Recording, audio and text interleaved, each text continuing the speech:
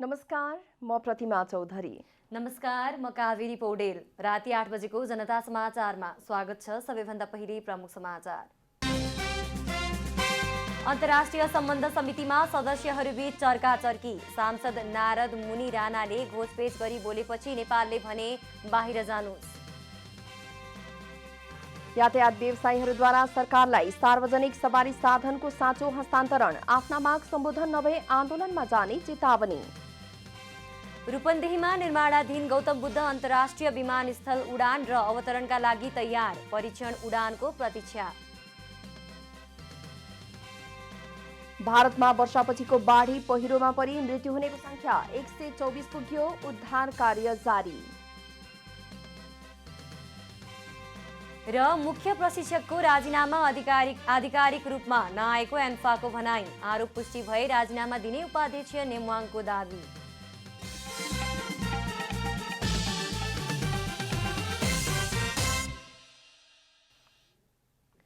अब पूरा समाचार। प्रतिनिधि सभा अन्तर्गतको अन्तर्राष्ट्रिय सम्बन्ध तथा श्रम समितिमा सदस्यहरूबीच चर्काचर्की भएको छ। नेकपा एमालेका सांसद नारद मुनि राणाले आफ्नै वरिष्ठ नेता माधव पक्षलाई घोषपेच गरी बोलेपछि समितिमा सदस्यहरूबीच नै भनाभन भएको हो।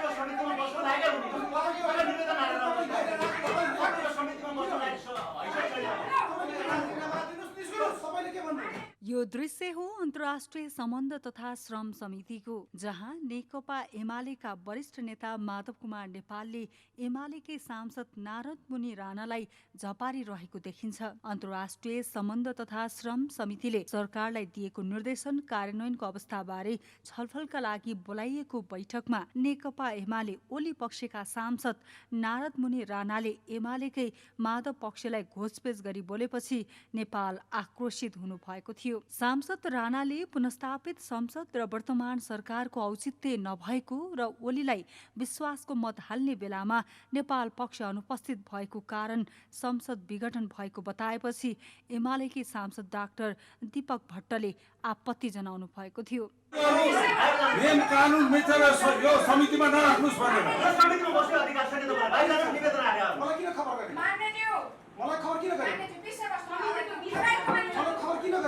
एमाले माधव कुमार नेपाल पक्षका सांसद दीपक भट्टले राणाको अभिव्यक्तिमा आपत्ति जनाएपछि समितिका अन्य सदस्यहरू पनि राणामाथि खनिएका थिए।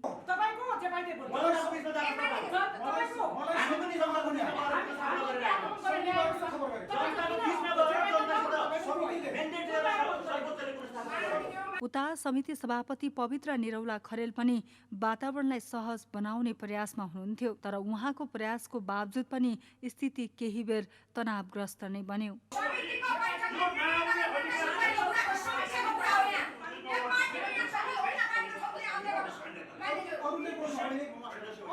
संसदीय समितिहरू राष्ट्रिय सरोकारका मुद्दाबारे बहस हुने महत्त्वपूर्ण स्थल हो, तर अन्तर्राष्ट्रिय सम्बन्ध तथा श्रम समितिमा सदस्यहरूबीच भएको अशोभनीय वाद विवादले संसदीय समितिको गरिमामै ठेस पुगेको छ। कमला हमाल, काठमाडौँ।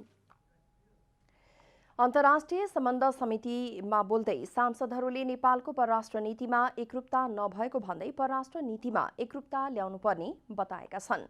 आइतबार समितिको बैठकमा बोल्दै सांसदहरूले नेपालको परराष्ट्र नीति तथा कूटनीतिमा एकरूपता नभएको भन्दै यसलाई एकरूप बनाउनुपर्नेमा जोड दिएका छन्।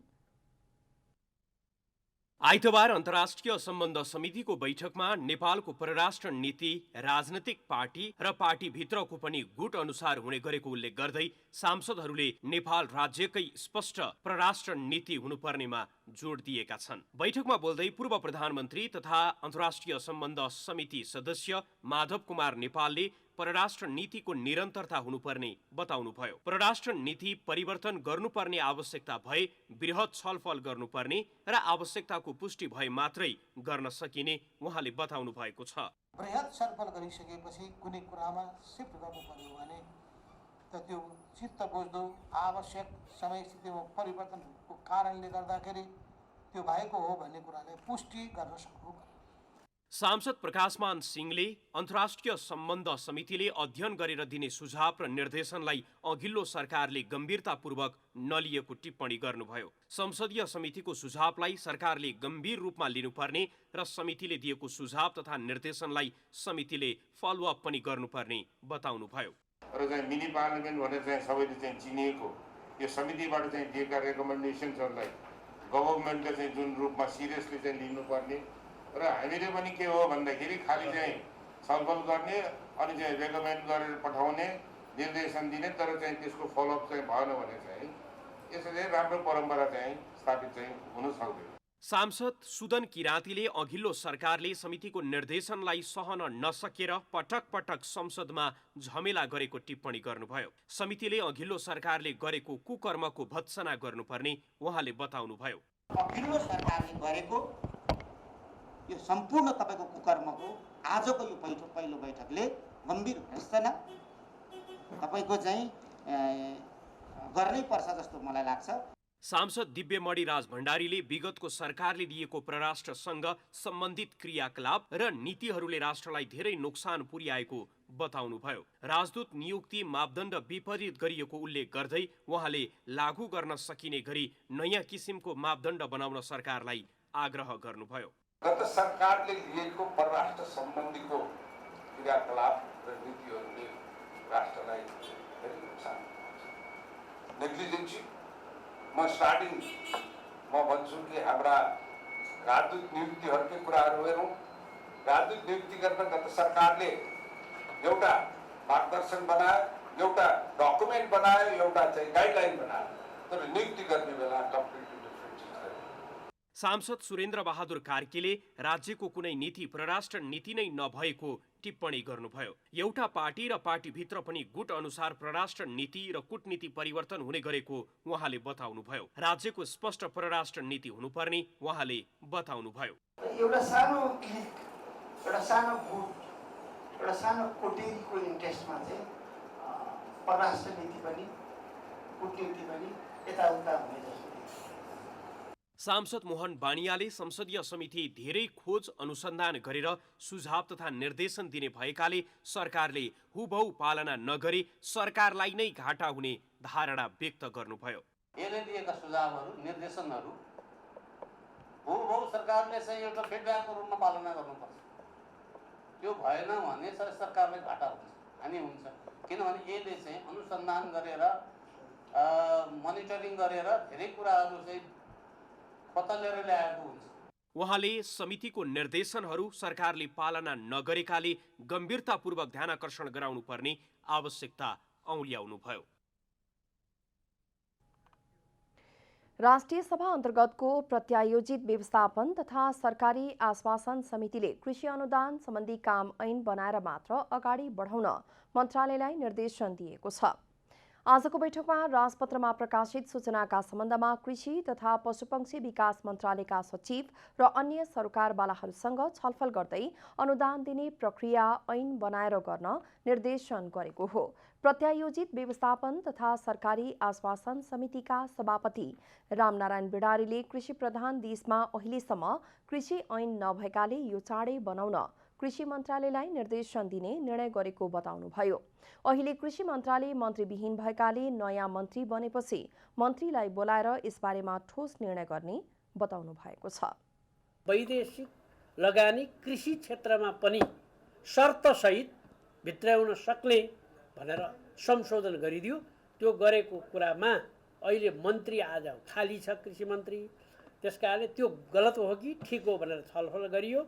यसको टुङ्गो पुर्याउनको निम्ति कृषि मन्त्रालयको कृषि मन्त्रीलाई समेत बोलाई अर्को बैठक गरी यसबारेमा ठोस निर्णय गर्ने कुराको जानकारी गरे। समिति बैठकमा डेरी उद्योग संघका राजकुमार दाहालले बैठकमा डेरी सेक्टरमा वैदेशिक लगानीका लागि रोक लगाउनुपर्ने ठोस कारण सरकारले दिन नसक्दा नयाँ प्रविधि ल्याउन अप्ठ्यारो परेको बताउनुभयो।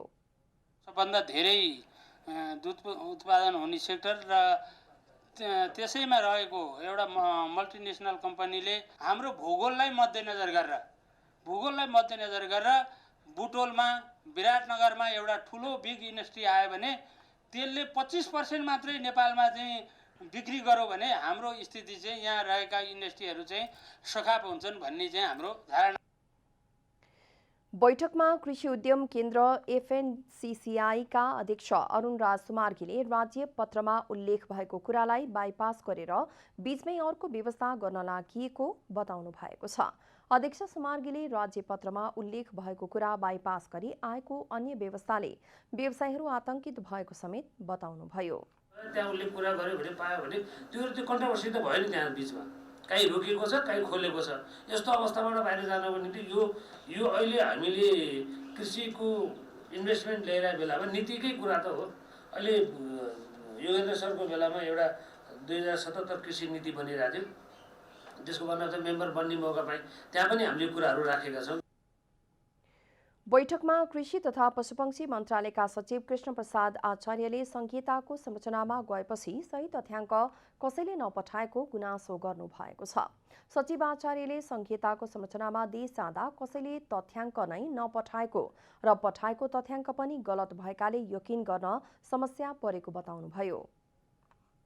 मन्त्रालयको पहिला आन्तरिक भरिएको ड्राफ्टको रूपमा यसलाई स्वीकार गरेर सरकारवालासँग छलफल गर्ने, प्रदेशसँग छलफल गर्ने, यसमा नसमेटिएका अत्यावश्यक विषयवस्तुहरू समेट गर्ने। मैले सुने त कृषि ऐन बनाउने त अहिले प्रयास चाहिँ नयाँ होइन, यो 25-30 वर्ष अगाडिबाट हो। कहिले पनि यो चाहिँ मेटाइ नभएको, प्रयास गर्ने नहुने यस्तै खालको अवस्थामा रहेको थियो भन्ने छ। अब हामी समिति अथवा मान्यज्यूहरू सरकारवाला अन्य सेक्टरहरू बसेर यो विषयलाई चाहिँ अलि द्रुत गतिमा नै अगाडि बढायो भने जुन समस्याहरू आइरहेको छ यिनीहरू चाहिँ सम्बोधन हुन्छन्।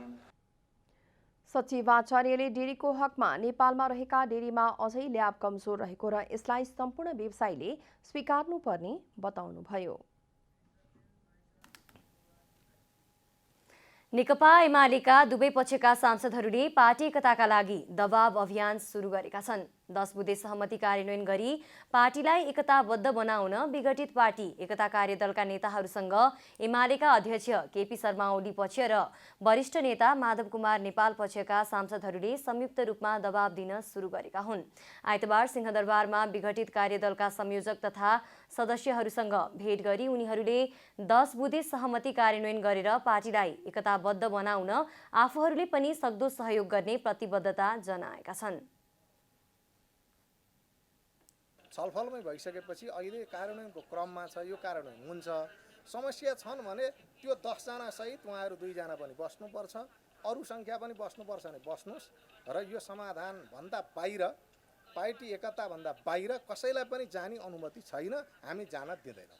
पार्टी एकतालाई मजबुत बनाउनको निम्ति हामी दबाब पनि दिन्छौँ, सल्लाह पनि दिन्छौँ, यहाँहरूलाई विश्वास पनि गर्छौँ। छलफलमा विघटित पार्टी एकता कार्यदलका संयोजक तथा सदस्यहरूले 10 बुँदे सहमतिको महत्त्व र त्यसको कार्यान्वयनको आवश्यकताबारे सांसदहरूलाई जानकारी गराएका थिए। 10 बुँदे सहमति कार्यान्वयन गर्दै पार्टीलाई एकताबद्ध बनाउन सांसदहरूले आफूहरूलाई आग्रह गर्नुभएको विघटित कार्यदलका माधव नेपाल पक्षका संयोजक भीम रावलले जानकारी दिनुभयो। 10 बुँदे सहमति भइसकेपछि त्यसलाई कार्यान्वयन गर्ने कुरामा पनि भूमिका खेल्नुहोस् भनेर उहाँले जोड दिनुभयो। हामीले भन्यौँ, हामीले त 10 बुँदेमा अधिकतम प्रयत्न पनि गऱ्यौँ, यसको कार्यान्वयन होस् भन्ने कुराको लागि पनि हामी आफ्नो ठाउँबाट भूमिका खेल्न तयार छौँ। तपाईँहरूबाट पनि त्यसतर्फ सक्दो योगदान होस् भन्ने हामीले उहाँहरूलाई विशेष आग्रह गऱ्यौँ। बैठकमा विघटित कार्यदलका माधव नेपाल पक्षका संयोजक रावल, अध्यक्ष ओली पक्षका संयोजक सुभाष नेमवाङ सहित कार्यदलका सदस्यहरू सहभागी हुनुभएको थियो भने दुवै पक्षका 2 दर्जन बढी सांसदहरूको उपस्थिति रहेको थियो। नेपाली कांग्रेसको क्रियाशील सदस्यता वितरणप्रति विरोध गर्दै केन्द्रीय कार्यालय सानेपामा विभिन्न जिल्लाका नेता कार्यकर्ताहरूले आमरण अनसनलाई जारी राखेका छन्। क्रियाशील सदस्यता वितरणमा धाँधली गरिएको तथा पार्टीको विधान नियमावली र केन्द्रीय परिपत्र विपरीत नयाँ क्रियाशील सदस्यता वितरण गरिएको विरोधमा कांग्रेस धनुषा जिल्ला समितिले गरेको आमरण अनसन आइतबार 8औं दिनमा पुगेको छ। धनुषा निर्वाचन क्षेत्र नम्बर 1 का महासमिति सदस्य रामपल्टन शाहले धनुषाको प्रारम्भिक छानबिन समितिको निर्णयलाई केन्द्रित छानबिन समितिले वास्ता नगरी प्रक्रिया मिचेको बताउनुभयो। वाडा, नगर, प्रदेश तीनटैको सभापतिको कार्य समितिको सिग्नेचर छैन। अनुमोदन छैन, जो कि प्रक्रिया मिचेर क्रियाशील दिनुभएको एकलौटी पार्टी क्याप्चर गर्ने उद्देश्यले केन्द्रीय छानबिनका सदस्य आनन्द प्रसाद ढुङ्गानाले जो पार्टी कब्जा गर्ने उद्देश्यले जुन क्रियाशील बाटेको छ त्यसको विरुद्धमा हामी अनसन बसेका छौँ। त्यसैगरी नेपाली कांग्रेस बाराका निर्वाचन क्षेत्र नम्बर 1, 2, 3 र 4 का नेता कार्यकर्ताहरू पनि सानेपामा 4 दिनदेखि धरनामा बसिरहेका छन्। बारा जिल्लाका कार्यकर्ताहरूलाई 14औं महाधिवेशनमा वञ्चित गर्ने गरी बाराबाट पठाइएको नयाँ र पुरानो क्रियाशील सदस्यताको विवरण नहेरी केन्द्रबाट सोझै 13वटा वडाको क्रियाशील सदस्य प्रवेश गरिएकाले धरना बस्नु परेको बाराका सभापति जयचन्द चौरासियाले बताउनुभयो। एउटै निर्देशिका छ भनेदेखि त्यो निर्देशिका र त्यो विधानभित्र समावेशितालाई ध्यानमा राख्दै कांग्रेस गाउँ गाउँमा हरेक तबकामा दलित आदिवासी जनजातिमा पुगोस् त्यसको लागि हामीले नयाँ र पुरानो सक्रिय सदस्य भरेर ल्याएछौँ। त्यसको लाई खोलेर हेरेर निर्देशिका बमोजिम त्यसको छिनोफानो हुनु पर्यो। केन्द्रीय छानबिन समितिको हैकमवादी र मनोमानी सोचले बाराका दलित, पिछडिएका वर्ग, आदिवासी मुस्लिमहरूलाई सक्रिय सदस्यताबाट वञ्चित गर्न खोजिएको उहाँले बताउनुभयो। माग पूरा नभएसम्म आन्दोलन जारी रहने चौरसियाले बताउनुभयो। जनता समाजवादी पार्टीका अध्यक्ष महन्त ठाकुरले दिएको रिटमा सर्वोच्च अदालतले अन्तरिम आदेश दिन अस्वीकार गरेको छ। पार्टीभित्रको विवाद समाधानका लागि निर्वाचन आयोगले थालेको हेड काउन्ट रोक्न माग गर्दै महन्त ठाकुर सर्वोच्च जानुभएको थियो। न्यायाधीश कुमार रेग्मीको एकल इजलासले रिटमाथि आइतबार सुनवाई गर्दै निर्वाचन आयोगमा यसबारे खुला बहस पैरवी गराई निर्णय भएकाले दुवै पक्षसँगको छलफलपछि मात्रै अन्तरिम आदेश दिने नदिने बारे निर्णयमा पुग्ने उचित हुने ठहर गरेको छ। यस सम्बन्धी छलफलका लागि 15 गते दुवै पक्षलाई बोलाउन आदेश समेत दिइएको छ। यससँगै निर्वाचन आयोगलाई विवाद निरूपणको फैसला सुनाउन बाटो खुलेको छ। जसपा आधिकारिकता विवाद सम्बन्धी मुद्दाको सुनवाईको क्रममा आयोगले पार्टी एकीकरणको बेलाको कार्यकारिणी समितिमा रहेका 51 जनालाई साउन 11 गते सनाखतका लागि झिकाउने निर्णय गरेको थियो। ठाकुर पक्ष आफूले वैधानिक रूपमा पार्टीको निर्णय बमोजिम हेरफेर गरेको केन्द्रीय कार्यकारिणी समितिलाई मान्यता नदिई पुरानै समितिको हेड काउन्ट गर्ने निर्वाचन आयोगको निर्णय रोक्न अदालत पुगेको थियो। महन्त ठाकुरले गत पुस 7 गते गरेको कार्यकारिणी समिति हेरफेर भने आयोगले मान्यता दिएको छैन। जसपाको केन्द्रीय कारिणी समितिको बहुमत उपेन्द्र पक्षले दावी गरेको छ। जनता समाचारमा अब छोटो विश्राम।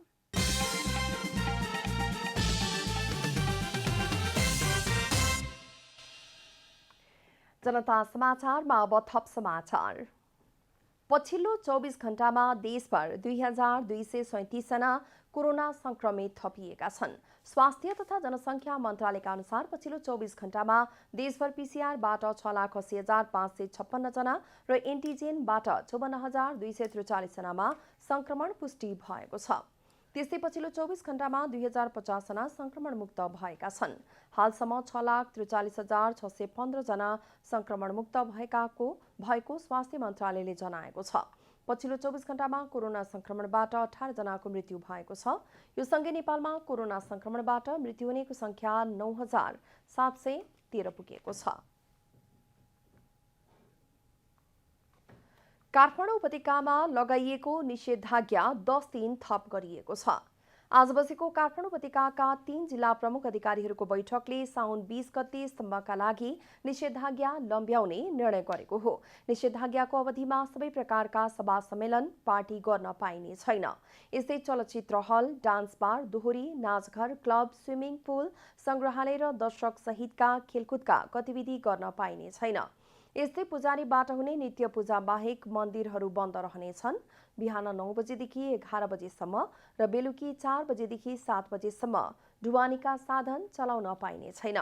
भौतिक उपस्थितिमा शैक्षिक संस्था सञ्चालन गर्न पाइने छैन, तर एउटा कोठामा बढीमा 25 जना राखेर स्वास्थ्य मापदण्ड पालना गर्दै परीक्षा सञ्चालन गर्न भने पाउने व्यवस्था गरिएको काठमाडौँका प्रमुख जिल्ला अधिकारी कालीप्रसाद पराजुलीले बताउनुभयो।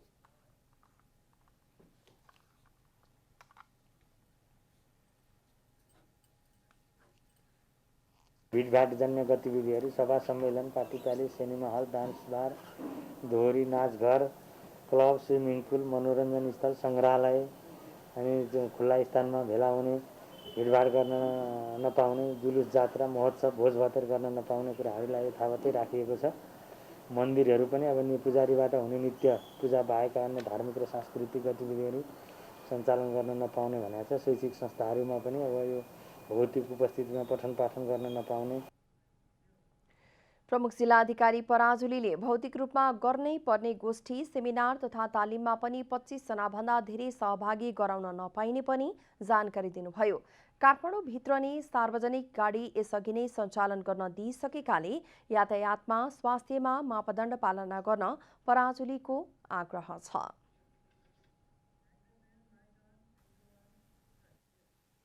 नवनियुक्त स्वास्थ्य राज्य मन्त्री उमेश श्रेष्ठले गरिब जनतालाई कोरोना खोपको आवश्यक व्यवस्था गर्ने कामलाई आफूले उच्च प्राथमिकता दिने प्रतिबद्धता व्यक्त गर्नुभएको छ। सिंहदरबार स्थित प्रधानमन्त्री तथा मन्त्री परिषद कार्यालयमा आइतबार अपराह्न पद तथा गोपनीयताको शपथ ग्रहण गरे लगतै उहाँले गरिब जनतालाई कोरोना खोपको आवश्यक व्यवस्था गर्ने कामलाई आफूले पहिलो प्राथमिकता दिने बताउनुभयो। राज्य मन्त्री श्रेष्ठले कोरोनाको तेस्रो लहर आउन नदिने विषयमा विज्ञहरूसँग छलफल गरी अल्पकालीन र दीर्घकालीन योजना बनाई अघि बढ्ने जानकारी समेत दिनुभयो। स्वास्थ्य राज्य मन्त्री श्रेष्ठले शपथ ग्रहण गरे लगतै मन्त्रालय पुगेर पदभार ग्रहण समेत गर्नुभयो। राष्ट्रपति विद्या भण्डारीले यसअघि प्रधानमन्त्री शेरबहादुर देउवाको सिफारिसमा उहाँलाई स्वास्थ्य राज्य मन्त्रीमा नियुक्त गर्नुभएको थियो। आफ्ना माग सम्बोधन गर्न दबाब दिँदै आएका यातायात व्यवसायीहरूले सरकारलाई सार्वजनिक सवारी साधनको साँचो हस्तान्तरण गरेका छन्। कोभिड खोपको उचित व्यवस्था गर्नुपर्ने, भाडा समायोजन गर्नुपर्ने लगायतका 7 बुँदे माग राखेर आन्दोलन गर्दै आएका यातायात व्यवसायीहरूले काठमाडौँका प्रमुख जिल्ला अधिकारी कालीप्रसाद पराजुली मार्फत प्रधानमन्त्री शेरबहादुर देउवालाई सार्वजनिक सवारी साधनको साँचो हस्तान्तरण गरेका हुन्। आइतबार काठमाडौँको माइतीघर मण्डलामा भेला भएका यातायात व्यवसायीहरूले बबरमहल स्थित प्रमुख जिल्ला अधिकारीको कार्यालयमा पुगेर प्रधानमन्त्री देउवा समक्ष पुर्याउने गरी प्रमुख जिल्ला अधिकारी पराजुलीलाई सार्वजनिक सवारी साधनको साँचो हस्तान्तरण गरेका छन्। कोभिड सङ्कटका कारण यातायात व्यवसायीहरूले भोग्नु परेको समस्या तत्काल सम्बोधन गर्न सरकारलाई दबाब दिन प्रमुख जिल्ला अधिकारी मार्फत प्रधानमन्त्री देउवालाई सार्वजनिक यातायातको साधनको साँचो बुझाउनु परेको सार्वजनिक यातायात केन्द्रीय महासङ्घले जानकारी दिएको छ।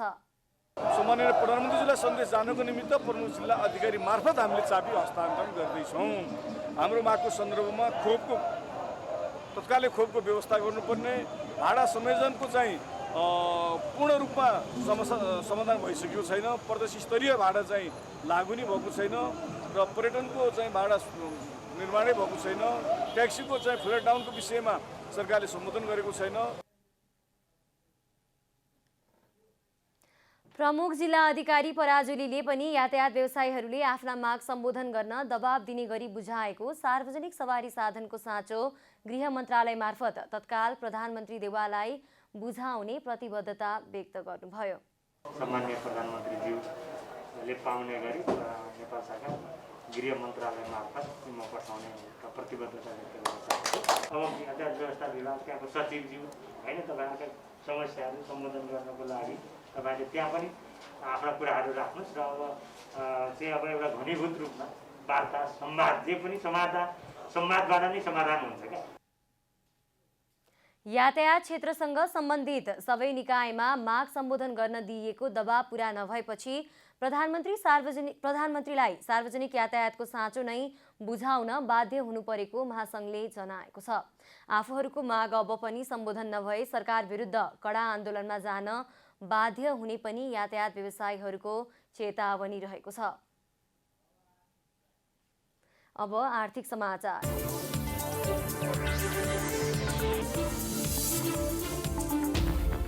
साताको पहिलो कारोबारका दिन शेयर बजार कारोबार परिसूचक नेप्से झण्डै 55 अङ्कले बढेको छ। होटल र म्युचुअल फन्ड समूह बाहेक अरू समूहको शेयर बढेपछि नेप्से 54.31 अङ्कले बढेर 3058.63 बिन्दुमा पुगेको छ। आइतबार बैंकिङ कसुरको शेयर 72 अङ्कले, व्यापारको करिब 3 अङ्कले, विकास बैंकको 13, जलविद्युतको 71, फाइनान्सको 25 र माइक्रो फाइनान्स समूहको शेयर 86 अङ्कले बढेको छ। यस्तै जीवन बीमा समूहको शेयर 31 अङ्कले, निर्जीवन बीमाको 48 अङ्कले, उत्पादनको 72 अङ्कले र अन्य समूहको शेयर 6 अङ्कले बढेको छ। आइतबार 223 कम्पनीका 4 करोड 41 लाख किता शेयर 14 अर्ब 30 करोड रुपियाँमा कारोबार भएका छन्।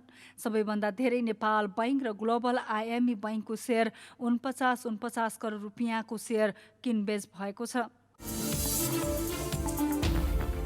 सरकारी स्वामित्वमा रहेको नेपाल टेलिकमका कर्मचारी युनियनले नयाँ विनियमावली संशोधन नगरेसम्म प्रबन्ध निर्देशक एमडी डिडी राम अधिकारीलाई कार्यालय प्रवेश गर्न नदिने चेतावनी दिएका छन्।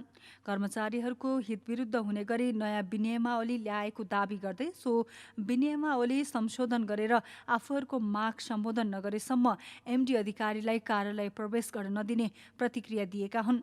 कर्मचारीहरू युनियनले 4 दिन यता सो विनियमावलीको विरोधमा टेलिकम केन्द्रीय कार्यालयमा धरना सहितको विरोध प्रदर्शन गर्दै आएका छन्। एडी अधिकारीले आफ्नो निहित स्वार्थपूर्ति गरी सो विनियमावली ल्याएकोमा आपत्ति जनाउँदै सङ्घर्षलाई निरन्तरता दिनु परेको नेपाल टेलिकम कर्मचारी युनियनका कार्यवाहक अध्यक्ष वीरेन्द्रलाल जोशीले बताउनुभयो। 20 वर्ष नपुगिकन पेन्सन नपाउने व्यवस्था थियो।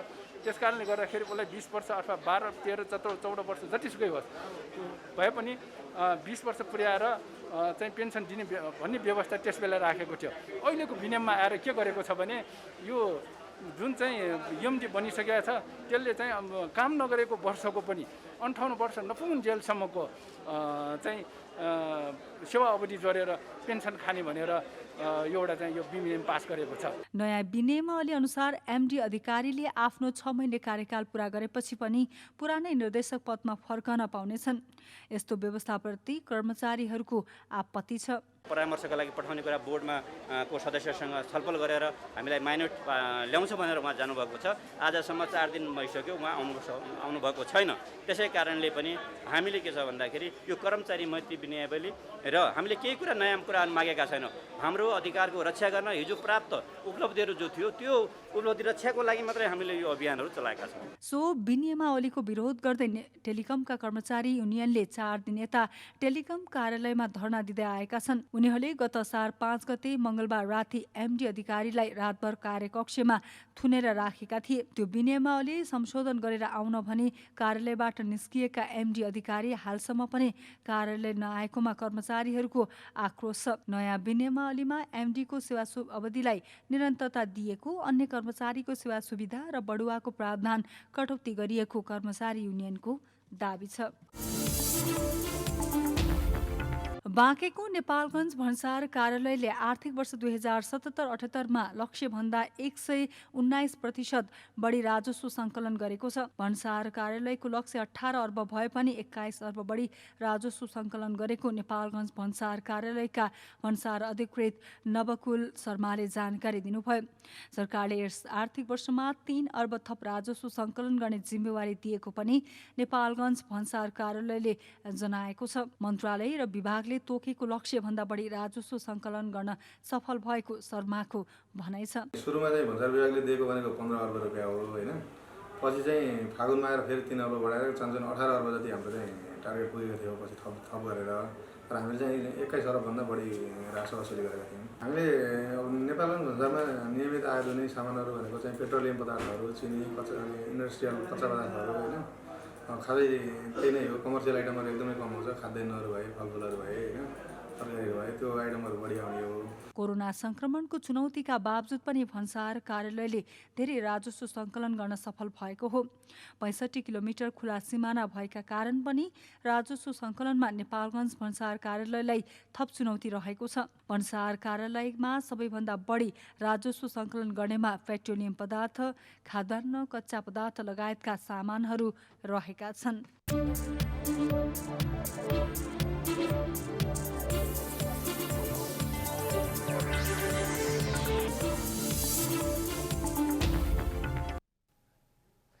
जनता समाचारमा अब छोटो विश्राम।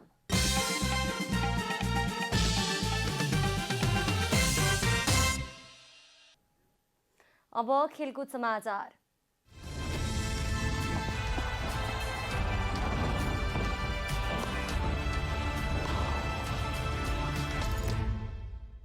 नेपाली राष्ट्रिय फुटबल टिमका मुख्य प्रशिक्षक अब्दुल्ला अलमुतारीको राजीनामा आधिकारिक रूपमा नआएको अखिल नेपाल फुटबल सङ्घ एन्फाले बताएको छ। अलमुतारीले उपाध्यक्ष पङ्कज विक्रम नेमुवाङका कारण राजीनामा दिन बाध्य भएको घोषणा गरेको सामाजिक सञ्जालमा पोस्ट गरेका थिए। अखिल नेपाल फुटबल सङ्घका प्रवक्ता किरण राईले आधिकारिक रूपमा प्रशिक्षकको राजीनामा नआएको बताए।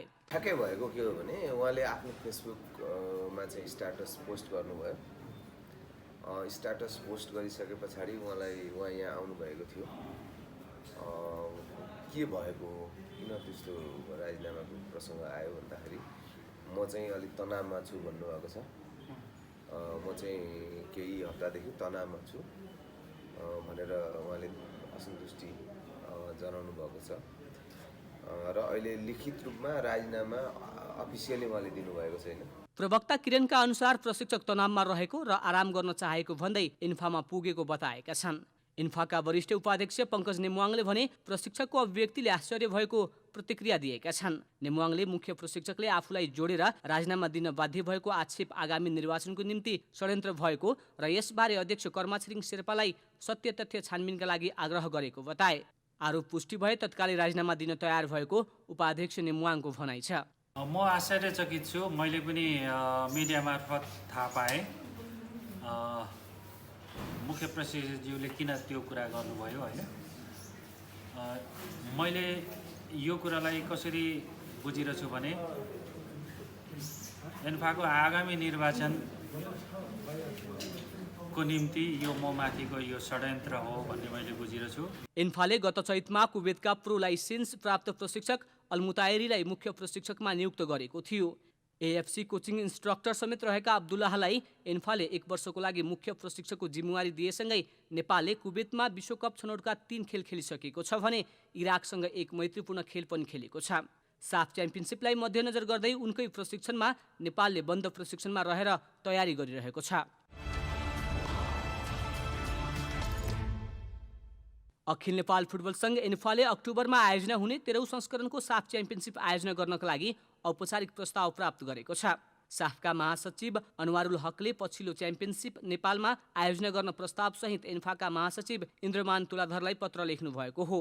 अब च्याम्पियनसिपको विस्तृत प्रस्ताव तयार हुने र स्वीकृतिका लागि साफमा पठाउने एन्फाका महासचिव तुलाधरले बताउनु भएको छ। अब एन्फाले पठाएको प्रस्तावको समीक्षापछि साफका अध्यक्ष र साफ कार्यकारी कमिटीले प्रतियोगिताको आयोजनाका बारेमा अन्तिम निर्णय लिनेछ। कोरोना भाइरसको संक्रमणका कारण बङ्गलादेश फुटबल महासङ्घ आयोजकबाट पछि हटेपछि आयोजना कसले गर्ने भनेर गत जुलाई 23मा सदस्य देशबीच भर्चुअल बैठक भएको थियो। यसअघि नेपाल सन् 1997 र 2013मा साफको आयोजक बनेको थियो।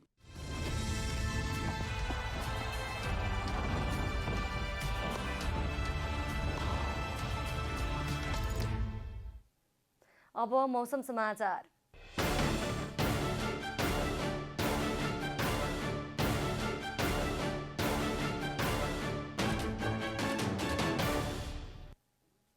आज दिनभर बागमती प्रदेशका केही तथा अन्य प्रदेशका थोरै स्थानहरूमा हल्कादेखि मध्यम वर्षा भयो। राति पनि सामान्यदेखि पूर्ण बदली रही धेरै स्थानहरूमा हल्कादेखि मध्यम वर्षाको सम्भावना रहेको जल तथा मौसम पूर्वानुमान महाशाखाले जनाएको छ। अब देशभरका विभिन्न स्थानका मौसम सम्बन्धी थप विवरण।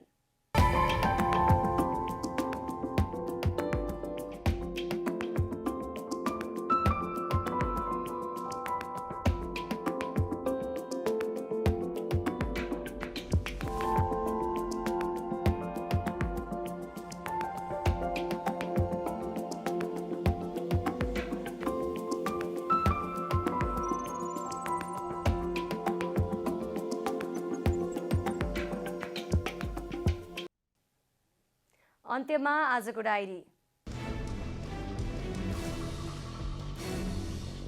काठमाडौँ उपत्यकामा लगाइएको निषेधाज्ञा 10 दिन थप गरिएको छ। आइतबार बसेको काठमाडौँ उपत्यकाका 3 जिल्ला प्रमुख अधिकारीको बैठकले साउन 20 गतेसम्मका लागि निषेधाज्ञा लम्ब्याउने निर्णय गरेको हो।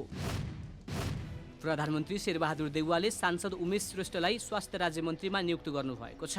प्रधानमन्त्री देउवाले स्वास्थ्य मन्त्रालयको जिम्मेवारी आफूसँगै रहने गरी आइतबार श्रेष्ठलाई राज्य मन्त्री नियुक्त गरिएको राष्ट्रपति कार्यालयले जनाएको छ।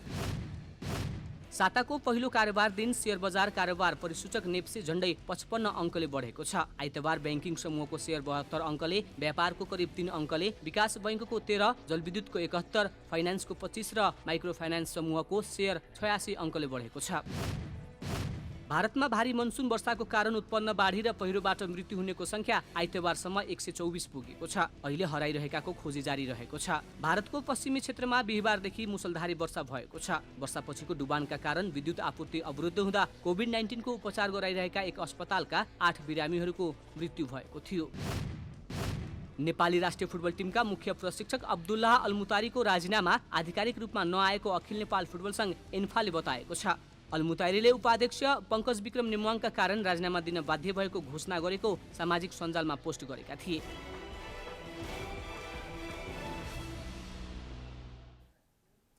जनता समाचार हेरीलाई यति नै। जनताद्वारा जनताका लागि प्रसारित जनता टेलिभिजनका कार्यक्रमहरू युट्युब, ट्विटर, फेसबुक र हाम्रो वेबसाइट जनतासमाचार.com मा पनि पढ्न र हेर्न सक्नुहुनेछ।